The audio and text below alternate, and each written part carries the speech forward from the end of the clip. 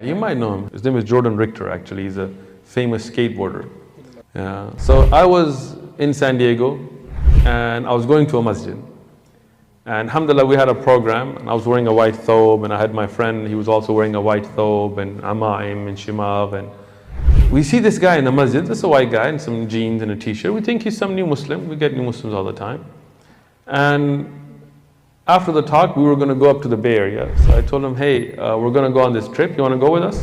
And he's like, what are you guys going to do? He's like, we're going to get closer to God. We're going to get to know our Creator. We're going to call people towards God and things. He was a new Muslim, so I thought, I'm going to, simple terms. And he was like, yeah, I'm ready. Let's go. I was like, all right, let's go. I didn't know, but he was actually really famous because I don't care about skateboarding. I grew up with Mexicans. We don't surf or skateboard or any of that. We low ride, right?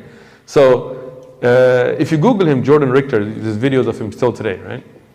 So he sets out with us. We spend the night in the masjid. Now the next morning we're going, and it's an 8-hour drive to the Bay Area. And on the way, we start talking to him, and I'm like, hey, so how'd you become Muslim? And he's like, I'm not Muslim. What? You're not Muslim? Like, you were in the mosque, you prayed, you spent the night in the masjid? Like, you're not Muslim? He goes, no. How did you know about Islam? And he's like, I don't know anything about Islam. This is before 9/11. So. And I was like, how did you get to the mosque? He says, I just saw you guys, and I saw you guys wearing white, and you guys were walking, like, I saw you guys as if you guys were angels. So I just followed you, and then I sat in the talk that was going on, and I had no idea what they're talking about. But I felt at peace. And you told me that you want to get close to God, and I want to get close to God, so I went. I said, what religion are you? He's like, I'm Jewish.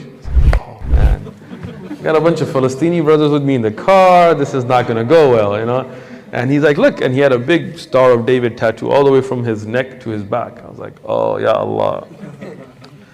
So I started talking to him. It's an 8-hour drive, so we got a long way, and I'm telling the brothers, don't talk about politics, like talk about religion, this.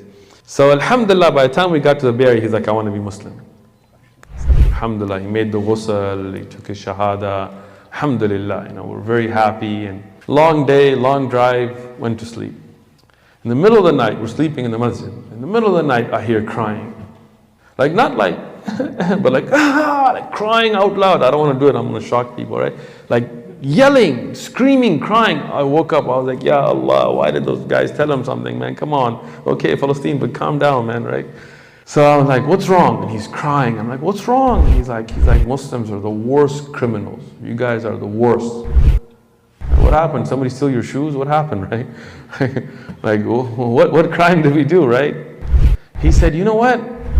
In the West, anytime we have something beneficial, we take it all over the world.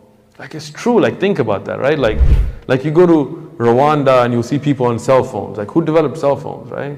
You see people driving cars. Well, where did cars come from, right? You see flights, and these things were developed in the West, but then they took it all over the world. Whatever reasoning may be, but they took it. He said, but you guys, you Muslims have the most valuable thing ever. You know the purpose of life, and you don't share it with people? He said, my parents died kuffar. They died on kufr. And they'll be in hell, and it's your fault. That stuck with me. Stuck with me till today. And that's why it's a big responsibility, and it's upon us to first and foremost get to know our religion. Learn, you have shuyukh, mashallah, you have durus, that's a ni'mah from Allah subhanahu wa ta'ala. Many cities I go, there is no shaykh, there is nobody to teach, there are no durus. So learn the religion. And then convey it. It's a responsibility. Go to your neighbors, Ramadan is coming up, use that opportunity. Go to your classmates, your co-workers. Want good for them. As they are nice to you, the best thing you can do is to lead them towards Islam, to get them to the purpose of their creation, to get them to know why they were created, what is the truth, who is their creator, where are they from, where are they headed. What can be better than that?